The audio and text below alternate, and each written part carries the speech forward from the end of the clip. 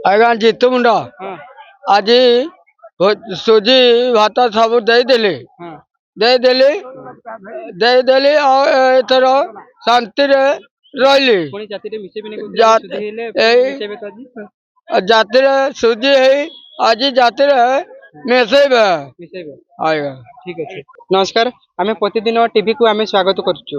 ଆମେ ବର୍ତ୍ତମାନ ପହଞ୍ଚିଛୁ ଆମର ପାଟଣା ବ୍ଲକ ଡିଆନଳି ଗ୍ରାମରେ ଆମର ଯୋଉ ଜିତୁ ମୁଣ୍ଡାଙ୍କ ଘରେ ନିକଟରେ ଅଛି। ଆଜି ତାଙ୍କର ବହୁ ଚର୍ଚ୍ଚିତ ଜିତୁ ମୁଣ୍ଡା ତାଙ୍କର ପୁଣି ଥରେ ସେମାନେ ଆଜି ସୁଧି ହେଇଛନ୍ତି। ତାଙ୍କର ଆଜି ତାଙ୍କର ଭୋଜି ଭାତ ଚାଲିଛି।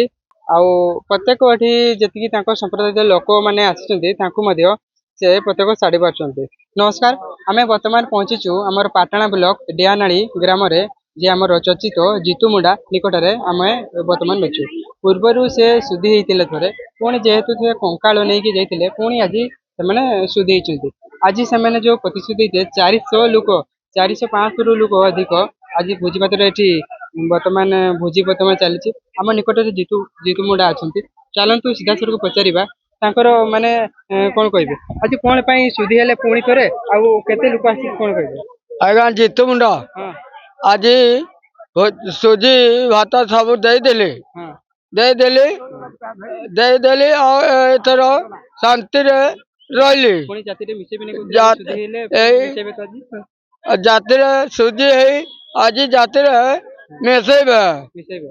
ଆଜ୍ଞା ଠିକ ଅଛି ଆପଣ ଯାହା ଶୁଣି ପାରିଥିଲେ ଆମର ଜିତୁ ମୁଣ୍ଡା ଯାହା ନିକଟରେ ଅଛନ୍ତି କଙ୍କାଳ ନେଇକି ଯାହା ଆପଣ ତାକୁ ଜାତିରୁ ସମ୍ପ୍ରଦାୟରୁ ବାସନ କରିଥିଲେ ପୁଣି ଆଜି ସୁଧି ହେଇକି ପ୍ରତ୍ୟେକ ସୁଧି ହେଇକି ତାଙ୍କର 400 ଲୋକରୁ ଅଧିକ ସେମାନେ ଖାଇବା ପାଇଁ ଦେଉଛନ୍ତି। ପ୍ରତିଦିନ ଟିଭିକୁ ଆମେ ସ୍ୱାଗତ କରୁଛୁ। ଆମେ ବର୍ତ୍ତମାନ ପହଞ୍ଚିଛୁ ଯେ ଆନ୍ତର୍ଜାତିକ ଚର୍ଚ୍ଚିତ ଯିଏ ଅଛନ୍ତି ଜିତୁ ମୁଣ୍ଡା ପାଖରେ ଅଛନ୍ତି। ଆଜି ଆମର ନିକଟରେ ଗଣେଶ ରାମ ଖଟିଆ ଆସିଥିଲେ ଆମର ଯେ ଜିଲ୍ଲା ବିଜେପି ଉପସଭାପତି ଆମର ନିକଟରେ ଅଛନ୍ତି। ତାଙ୍କୁ ସିଧାସଳଖ ତାଙ୍କର ପ୍ରତିକ୍ରିୟା ନେବା।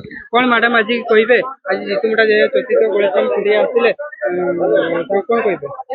ସେ ଯାହା ବି ହଉ ମୁଁ ତାଙ୍କୁ ଆମର ହ ସମାଜ ତରଫରୁ ବହୁତ ବହୁତ ଧନ୍ୟବାଦ ଦେବି ଯେ ଏଇଭଳିଆ ଯୋଉ ସିଚୁଏସନ ଘଟିଗଲା ଅଭାବନୀୟ ଘଟଣା ଘଟିଗଲା ସେଥିପାଇଁ ଆମ ଗହଣରେ ଆଜି ପହଞ୍ଚିଲେ ଆମର ହ ସମାଜ ପାଖରେ ପହଞ୍ଚିଲେ ମୁଁ ତାଙ୍କୁ ବହୁତ ବହୁତ ଧନ୍ୟବାଦ ଦେବି।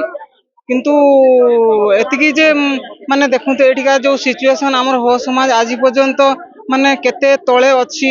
ସେଥିପାଇଁ ବିଗତ ଦିନର ସରକାର ମାନଙ୍କୁ ଦେଖନ୍ତୁ ଯଦି ସେମାନେ ବି କିଛି ଆମର ହ ସମାଜ ପାଇଁ କାମ କରିଥାନ୍ତେ ତାହେଲେ ଏଇଭଳିଆ ଅଭାବନୀୟ ଘଟଣା ଆଜି ଆମକୁ ଦେଖିବା ପାଇଁ ପଡିନଥାନ୍ତା।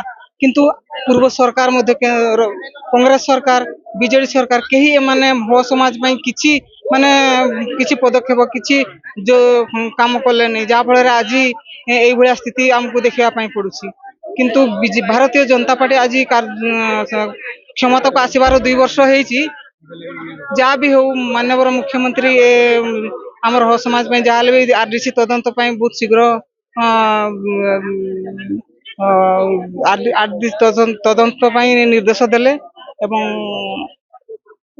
ଆଜି କିଏ ଆସିଥିଲେ ଆଉ କଣ ସାହାଯ୍ୟ କଲେ। ଆମର ମାନ୍ୟବର ଶ୍ରୀଯୁକ୍ତ ଗଣେଶ ରାମ ସିଂ ଖୁଣ୍ଟିଆ ମନ୍ତ୍ରୀ ମହୋଦୟ ଏବଂ ମାନନୀୟ ପାଟଣା ବିଧାୟକ ଅଖିଳ ଚନ୍ଦ୍ର ନାୟକ ମହୋଦୟ, ଭାରତୀୟ ଜନତା ପାର୍ଟିର ଜିଲ୍ଲା ସଭାପତି ସୁଖଦେବ ମହାନ୍ତ, ରାଜ୍ୟ ଉପସଭାନେତ୍ରୀ ସାବିତ୍ରୀ ବିଶ୍ୱାଳ ଏବଂ ଜିଲ୍ଲାର ସାଧାରଣ ସମ୍ପାଦିକା ଯଶସ୍ୱୀ ବଳ ସମସ୍ତେ ଆଜି ଆମ ଗହଣରେ ଏଠି ଜିତୁ ମୁଣ୍ଡା ଘର ଡିଆନାଳି ଜିତୁ ମୁଣ୍ଡା ଘରେ ଆସି ଉପସ୍ଥିତ ସେ 50,000 ଟଙ୍କା ସାହାଯ୍ୟ କରୁଛନ୍ତି। ଆପଣ ଯାହା ଶୁଣୁଥିଲେ ଆମର ଯୋଉ ମ୍ୟାଡାମ ଅଛନ୍ତି ସମ୍ବାଦ ମୁଣ୍ଡା ସେ ପ୍ରତିକ୍ରିୟା ଦଉଥିଲେ। ପାଟଣାରୁ ବିଜୟ କୁମାର ମହାନ୍ତଙ୍କ ରିପୋର୍ଟ ପ୍ରତିଦିନ ଟିଭି।